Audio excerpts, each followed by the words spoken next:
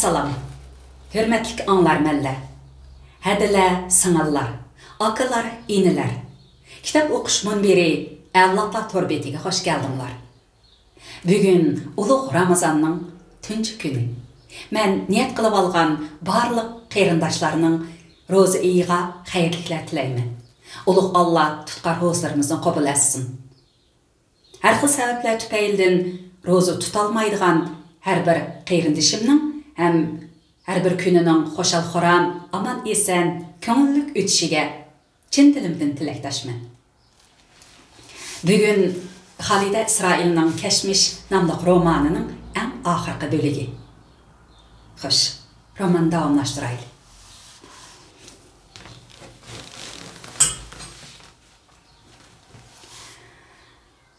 Abdüğeni Ahun, iki tizinin ottırsıға eňiştirip alğan beşini küçep lanıştı.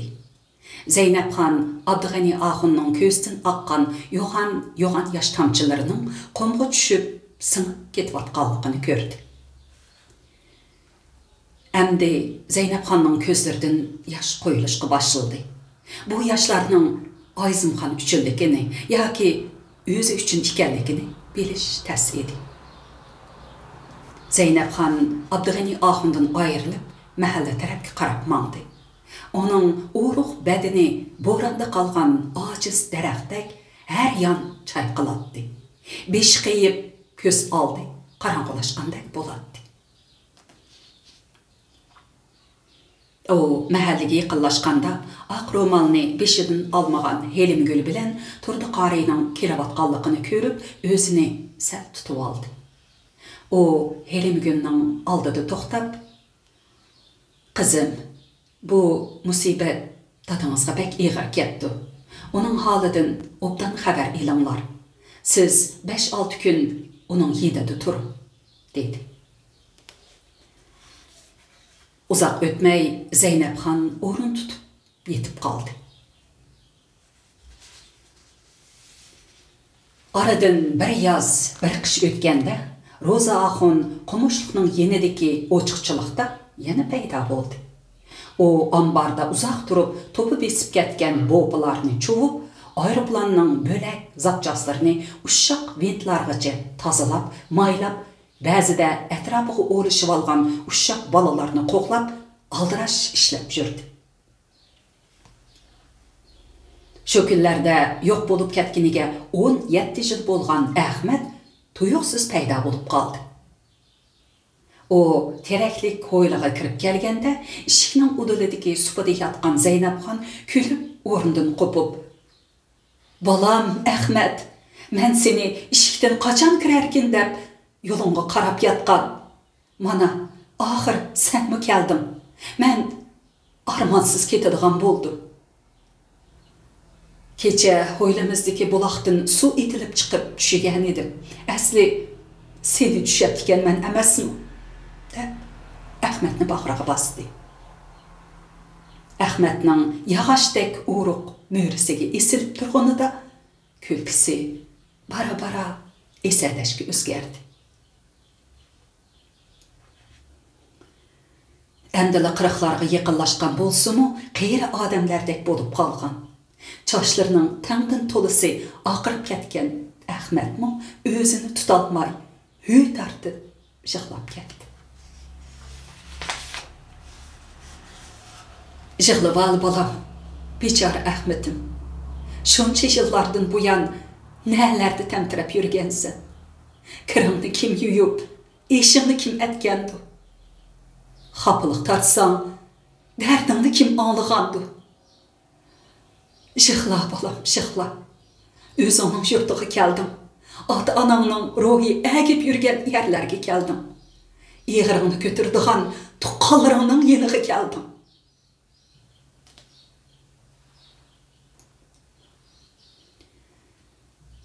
Ätisi Çınarlı koyunның aldığa esil bir pikap kelip toxtadı. Pikapның avazını anlap işik aldığa çıqqan Helimi Gül xoşal bolup, "Uyey, Rüstem akam bilen han kızı açam kepti," dep barqırap etdi. Zeynep Han orundan turmaqçı bolğan bolsumu putqoli titrep turalmadı. Turdi Qari bilan Ahmad darhol ularning oldiga chiqdi. Rustam Ahmad bilan quchoqlashib ko'rishdi. Ko'nglidagi nurg'un gaplarni izhor qila olmay, "Oxir, senmi kelibsan mana?" deganda lablari titrab, ko'zlariga yosh keldi. Uch o'g'li ho'yliga tankirib kelganda Zaynabxon ichida, "Ey Xudo, bolalarim o'zingga omonat. Ularni o'z panohingda omon eson saqlag'aysan," deb iltijo qildi. Tipirlab o'rnidan qopishga tamshaldi-yu, put-qo'li bo'shab qo'polmadi. Xeylili samirib, qo'rsoq selib qolgan Rustam ishti kelib, onasiga engishib, uni xuddi kichik bolani ko'targanda ko'tarib oldi. "To'rt o'g'il bir qizni mana mushundoq ko'tarib cho'ng qilgan onam emasmisan? Bizga ona ham dodi bo'lgan ona emasmisan? Yeningda bo'la olmadim, dardingga darmon bo'la olmadim," deganda atrofda kulishib turganlarning ko'zlaridan yosh vaqti. "Aman eson keldinglarmi bolam? Meni yotqizib qo'ygin. Kelinim bilan ko'rishay endi." Bu Qurbon hayitining harbi kuni edi. Turdi Qari qurbonlik uchun tayyorlab qo'ygan ikki qo'yning birini so'yib, go'shtini parchalab qozonga soldi. Akovkular bog'dagi yog'och supida choy ishkash parang'i tushdi. Zaynabxon Elimgul bilan billa qozon beshida yurgan xon qizni chaqirib, yeniga o'tirg'izdi. Xon qizdan ochisi Xosiyatxonning qizi bilan o'g'lining ahvolini so'rdi. Dilmuratning chet elga chiqib ketganini anglab, "Xudo rizqini keng yaratgan ekan, o'zimi aslida bek o'ngloq esil bola edi. Murat maqsadlarga yetar ilohim," deb uning haqqiga duo qildi. Arqadan navirlarning o'qishi, ishtihasi, salomatligi, mijoz xulqi qatorliqlarni bujurg'icha so'rab bo'lib, "Qizim, bir gap qilay. Onamning vasiyati deb quloqlarda tutsila," dedi. "Qandoq gaplari bo'lsa, esila ana, quloqimda tutaman," dedi xon qiz. "Qizim, Urumchi degan cho'ng shahar. Bu yerga o'xshamaydi. U yerda cho'ng bo'lgan bolalarga bir narsa degili bo'lmaydi. Xudo buyursa, har qaysimlarning do'ltida bolalaringlar cho'ng yerlarda o'qib, katta odam bo'ladi. Lekin nada yashamasin, nemish qilmasin, ota bovisining tutgan yo'lini, qoida yo'sinini tashlabasi bo'lmaydi. Tilini tashlabasi bo'lmaydi.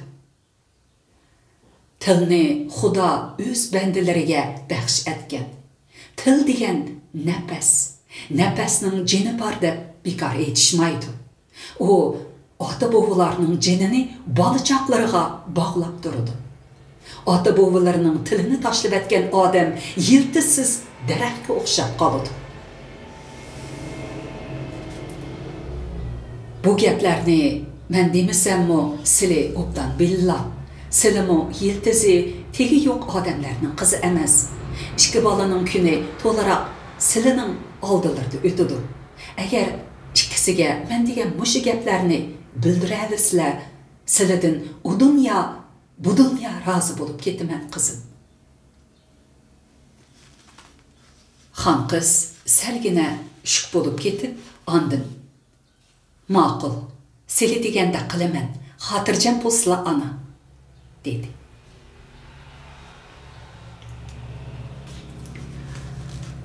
Ro'zaxon aeroplanni qurashtirib bo'ldi. Yana bir kun u yer bu yerni tekshirib, ventlarni chingitib, maylab tayyorlik qildi. Kechini aeroplanning yenida o'tkazdi. Ertasi tong saharda aeroplanni yana bir qir tekshirib, ko'rib, ushquchi o'rniga kelib o'ltirdi. Toğraqlıqның zemini süt uyqısıda sozulub yatatdı. Upuqdan taram-taram altın nurlar kötürüşkə başlagan idi. Yana bir pəstin keyin quyosh jamalını ko'rsatib, o'rkashlab turgan poyonsiz qumluqni, lavildab yenib turgan to'g'raqlarni, bog'larni, etislarni, uzum baranglari ostidagi pakar to'pi uylarni yo'rtatdi. Rozaxun kun ko'tarilib atgan ashu paytning bir kun ichidagi eng xosiyatli payt ekanligini biladi. U ashu paytni kütüp duratdı.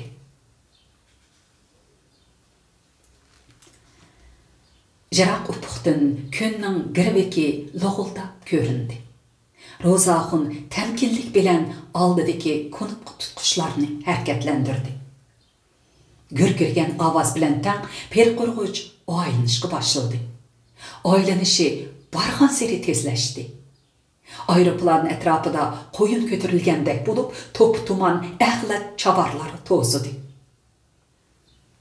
Rozaxun tutquşni aldı tərəfke küş bilen tartqanda aeroplan bir silkinip yerden kötürüldü. Öyləri, dəl-dərəxlər, etislar pəsti qaldı. Rozaxun qeynidən çıxıb ketgüdək tıpırlavatqan jürəkini küş bilen besip aeroplanның yönelişini kontrol qilishga tirishdi. U to'g'raqliqning osmonini to'liq bir aylandı. Heyt namazini əmdədə o'qib bo'lib masjiddan cho'vilib chiqavatgan dehqonlar. Uning akalari beshini ko'tarib uningga qarashdi. Bir nimalar deb varqirishib ketdi. Bir necha bola aeroplanga agishib yugurdi. Sharq tarafda sahar quyoshi xuddi uni tabriklayotgandek uningga yuzlanib turardi. U shu qadar zo'r, hayratlik edi. Uning atrofida qushlar qanotlari bilan bulutlarni yerib uchishardi. Udildan o'rilayotgan salqin havo uni huzurlantirardi. Rozaxun birdinla azatlık ötmüştün. Ruhi hem cismini çırmap durgan asarettin qutulgandek yengillep kaldı. O közünü jiraklarga tikkenide çeksiz azadilik içinde dili yayrap geldi. O birdinla anısını esiga aldı. Onu körmegili xeyli günler bulup kalganını, onun mijazi yok ekanligini, bu dünyada özüge anasıdan yakın, anasıdan mehriban adam yok ekanligini o'yladi. O anasını xoşal qilish uchun teraklik hoylining oldidan g'arqirab past uchib o'tdi. Hoylada yotgan anasının qo'rqib, tamtirab o'ziga qarab qolganini ko'rib, anasiga qarab kalçarab kulib, qo'lini pulaqlatdi. Keçisi qumluq tarafdan güldürlegen avaz keldi. Talağa yugurishib chiqqan odamlar qumluqda osmon palak bo'lib ko'tarilgan o't yolqini va istutakni ko'rdi. Rozaxun shuningdan keyin hech yerda ko'rinmadi. Kishilar uni aeroplan bilan billa kuyib ketibdi deyishadi. Güldürlegen avaz chiqqan shu soatda Zeynepxon nafasdan to'xtadi.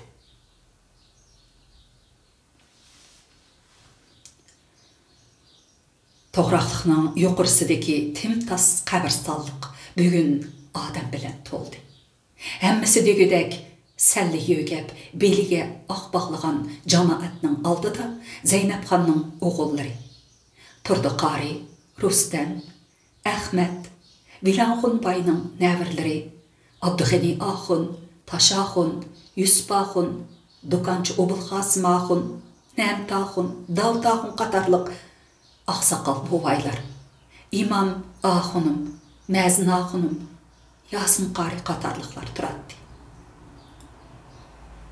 Bugün bu yerga To'g'raqliqning 3 mahalla bir bozoridagi jeni borligi erkishi qolmay kelgan edi.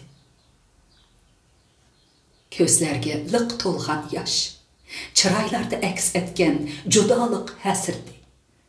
Mərhumның toğraqlıqdaki ən qədimi cəmətinin əzası bolğanlıqıdın, yoki obro'yluq oğullarının bolğanlıqıdın emas edi. Bu addi, capakeş ayal xuddi bir pak etiqaddek, xuddi özleri bilen billa üsüp yetilgen ağaç sınlısı, yoki mehriban anısıdek köngüllerden çunqur o'rin alğanlıqıdın edi. Bu cudalıq həsirdiga osmon muhandam bo'lib atqandek türülüp yağmur bulutlarını qaynatib turardı. Keygizgi o'ralgan meyitni ikki qo'llab ko'tirib lahatga ilib kirganda turdi qor yağmurdek to'kilib chiqdi. Jamoat sepi bo'ron tekkandek daval qo'ydi. Hazidarlar yerlik beşiğe yığılğanda turdi qori qaddini ko'tirib: "İmam axunum, ahli jamoat, anam Zeynep xon qandarg'aq bir mazlum edikin", dedi. "İmam axunum, resmiyet bo'yicha analari Zeynep xon 5 vaqt namazını terk qilmaydigan taqvodor musulmon edi. Hech kishiga yomonlik qilmagan, kishining haqqiga qara sanamagan.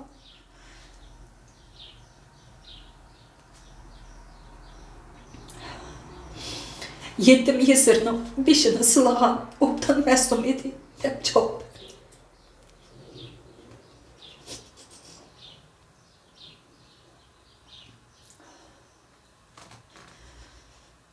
Bu sözler onun balalarının nəzridiki. Şu yurtda onun bilen birli yıqlab, birli külgen kişilerinin nəzridiki obrazını ifadələşke aciz idi. Moğlu qıraat avazı içinde Abdüğeni Axun'un köz aldıdın. Tavar durdun oralxan, altın qadaqlıq dop kiyip, çaşlarını uşaq uyrup alğan kiçik Zeynep. Addi marcan doppa, çit köңlek kiyip alğan, tom iki örümü çeçini silkitip, qoylarının arkasından yugurip yurduğan pomiçikinin kızı Zeynep. Bir balasını yetilep, birini kötürüp, koltuğa tağar qısıp, etizlikta ketip atkan iğir ayak Zeynep. Açarçılık yıllardaki bir tere, bir ustahan bulup kalkan, tükürükünü yutub, ağırqı bir burdunanını balalarına öleştirip berip atkan Zeynep. Dajaydın öğünüş yıllardaki künüge 12 saatlep işlep, işten yanıdığan çağdı mağalmay, iki pükülüp etizlikte yetip kalkan Zeynep. Xuddi kino görüp at.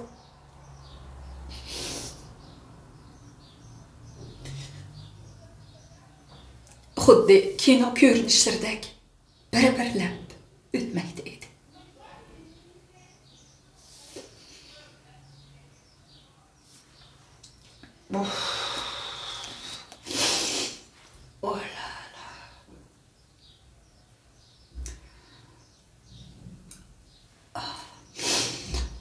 Özümde şunca tutup alay desem, ben tutup alamadım.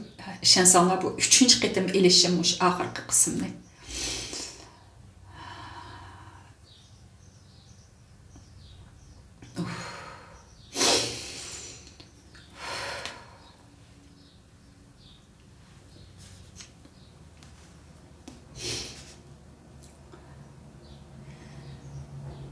Kichkida o jangalda qo'y beqiyotgan chog'larda osmondagi eng nurliq yulduzini Zeynep'ga o'xshatdi.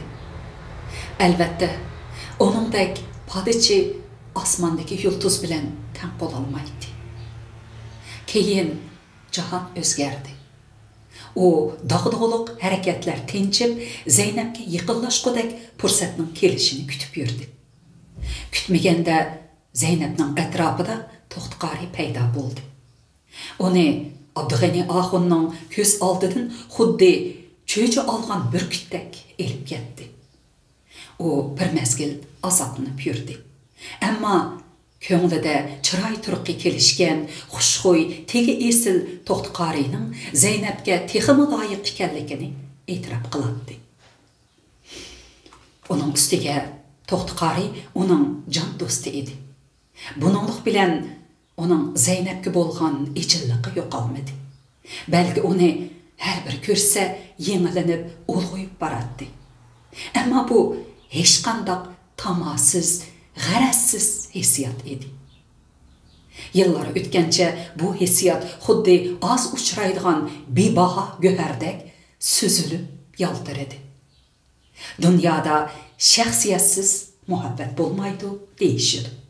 Amma Abdug'ani Axun'ның köңlüdeki hissiyat del en şundaq şahsiyetsiz, tamasız muhabbet idi.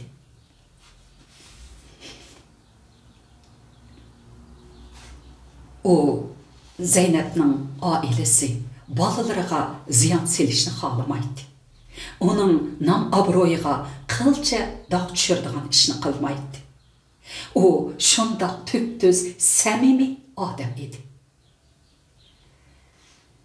Zeynep'ge bolğan amraqlığını hiç vakit yoşurup jürmeydi.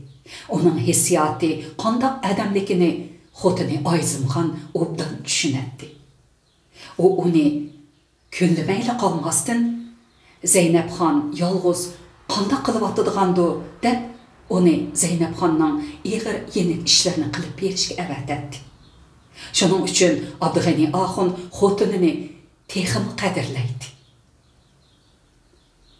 Ayzımxan ölüp ketip, onun iç ağırqı əmdila untuluşqa başlayan günlerde o Zeynepxanның yani yetip qalğanlığını anladı. Amma onun bundaq tez ketip qilishini oylamagan idi.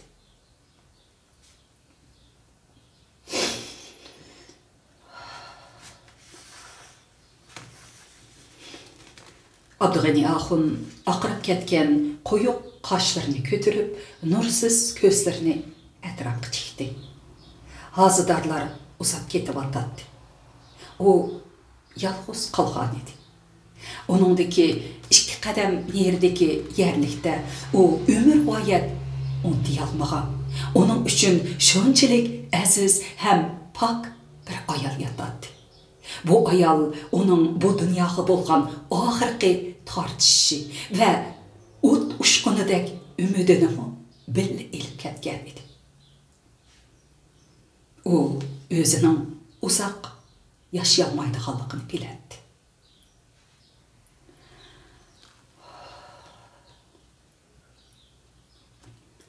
O jıraqlarga qaradı.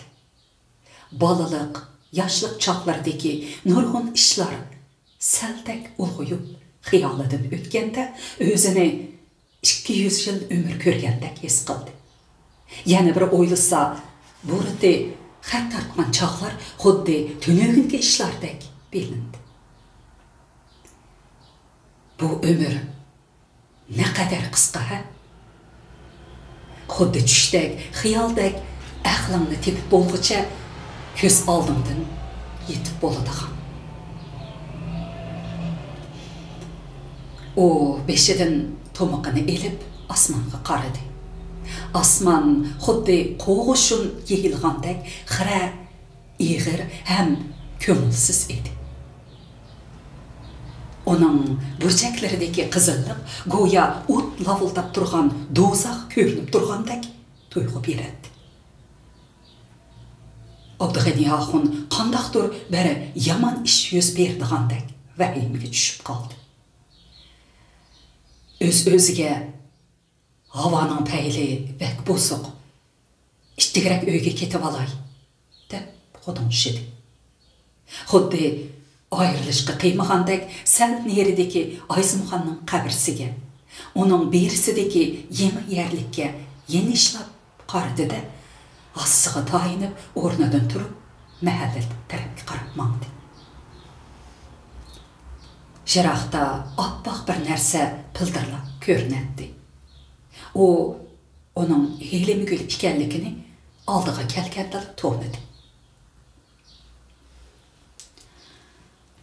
Şu kuni əlyatqı bolğanda boran kötürüldü. Boranның ensiz gürgüreşleri içinde uyan bu yanğı örülüp uxlayalmay yatqan kişiler ahir qattiq uyqaga g'arq bolğan çağlarda işik tömlüklerinden, diyirezlerinden şırıqlap qum besip kirib atqanligini toymay qilishdi. Qum o'tqa, suvga o'xshamaydi. Ammo o odamni tunjuqturg'idek jimjitlik ichida rahimsizlik bilan o'z ishini qilaverdi. Kimdir birlari dahshatlik ovozda varqirab nola faryod chekkandilar, kishilar undarishib qo'pishdi. Qiyo-chiyo qilishib, bir-birini ittirishib, uşaq balalarini qumning ostidan tortib chiqarib, qo'lga olg'udak narsalarini ilishib, mahallaning g'arbiy janubiga qarab, yiqilib qo'pib yugurishdi. Qum ostidan jinini ilib chiqqan texmi ko'plari o'la tirilishiga baxmay, mashinliq, harbiliq, ot uloqliq, piyoda nohiya tarafga qarab qochib ketib o'tdi. Tam yo'rishqa boshlagan edi. Quyosh ko'tarilsa, qumliq o'tdek qizib ketsa, issiq jonlarini ilib chiqqan bu odamlarga pas bo'ladi. Qum xuddi g'azabga kelgan g'oyat so'ri yirtqichdek to'xtamay siljimoqda edi. Jiroqda qarab turgan kishilarga butkul taklimakan o'rnidan qo'zg'alib besib kelib atgandek tuyuldi. Ko'zini yumib ochqicha to'g'raqliq qum dövülləri ostida g'oyib bo'ldi.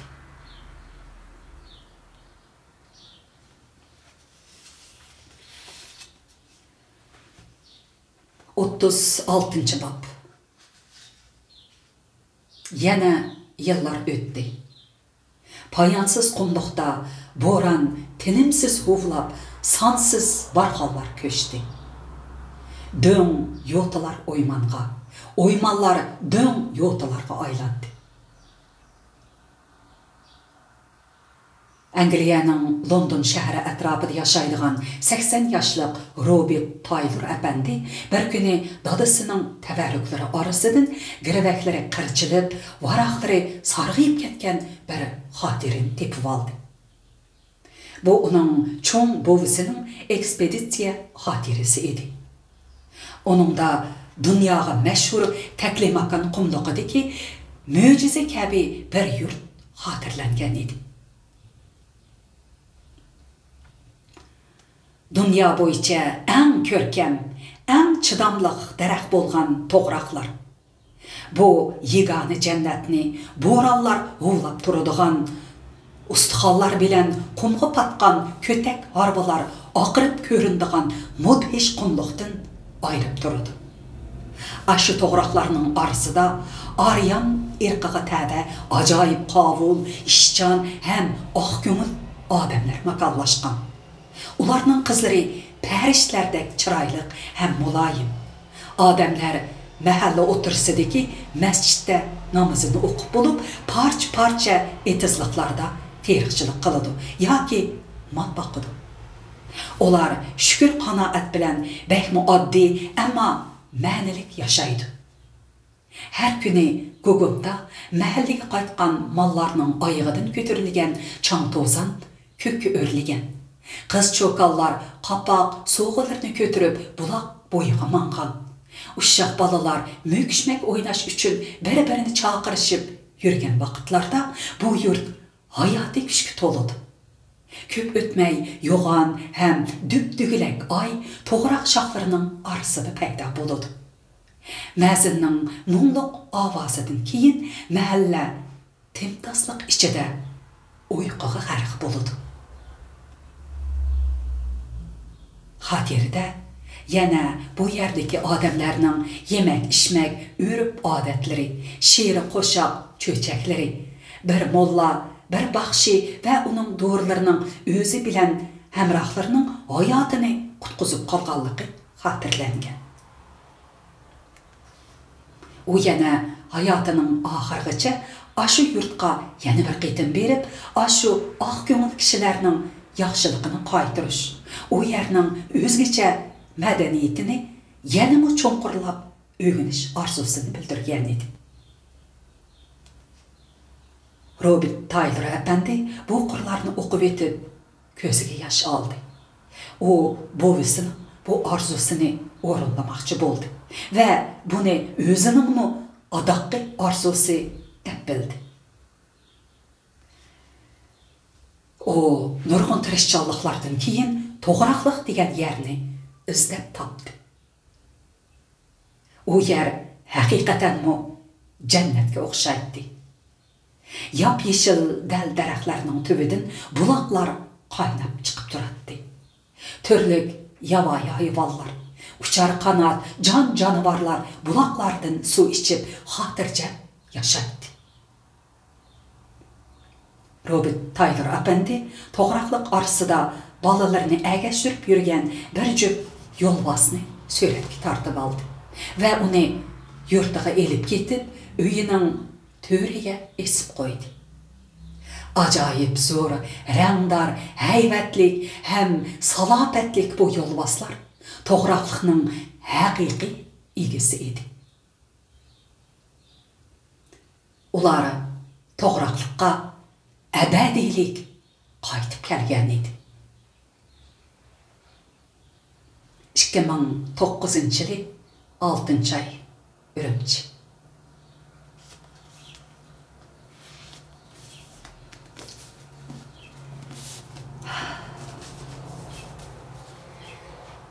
Hürmetlik anlarım ellerim.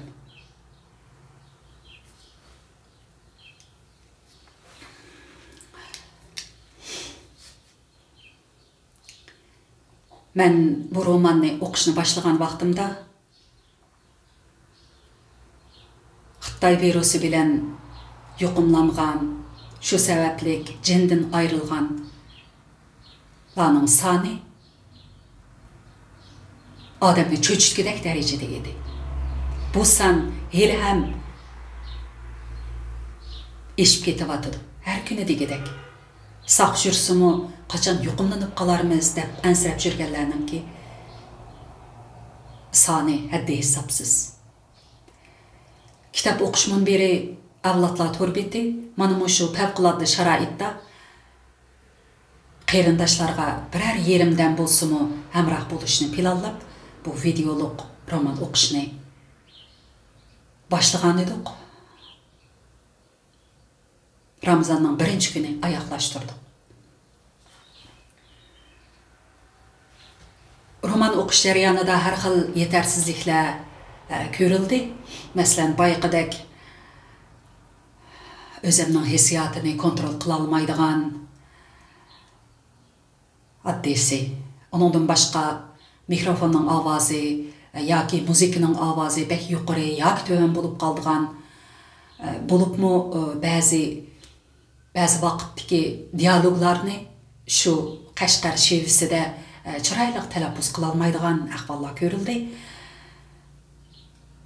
Ammalarniki to'g'ri tushundiganligiga ishonaman. Mayli qandaqli bo'lmasin, men qarindoshlarga Xolida Isroilning bu nodir asrini o'qib tugatganligimdan to'liq xursandman. Ramazan ayida yana bir romanni qo'lga ilib o'qimasligim mumkin, ammo odatim bo'yicha sal kitap romanniki oxiri odamni sal ostini ustini qilib qo'ydi. Xili chiroyli gaplarni tayyorlagandim.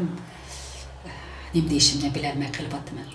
Odatim bo'yicha Yalqin Ro'zi, Abduqodir Jaloliddin qatorliq dağınlıq yazğıçılarımızın nadir əsərlərini gündə bolmusumu həftədə bir 2 qitim oqub berishga tirişiman. Onundan başqa qızım Dilfuruz arqılıq inkas berib tili sal oddiyroq əsərlərini oqub berishimni talab qilgan yosh anglarmanlarim uchunmi bir əsərlərini tanlab oqub berishga tirişiman. Xo'sh, romanni nəhayət qiziqish bilan anlagan, menga güzel tilaklarni tilagan har bir qayrindishimga chin dilimdan rahmat aytaman. Rahmat sizlarga. Ondan bu resimdeki mening dadam resimni Germaniyada o'ltirishliq donliq Uyg'ur rassomi Marvoyit Hofiz xonim siz ham ko'rib turganinglardek dadamninki yeshi xil bir yag berib qoldi. Apamdan ayrılganımga 9 yıl boptu. Men Ramazan ayida eğer xalısanglar dadamninki salomatligi uchun, ömür berketleri uchun biraz dua qilib qo'yishinglarni chin dilimdan tilayman. Rahmat. Ma'qul emsa kelar qaytimliq anglishimizda ko'rishaylik. Aman bo'linglar. Xo'sh.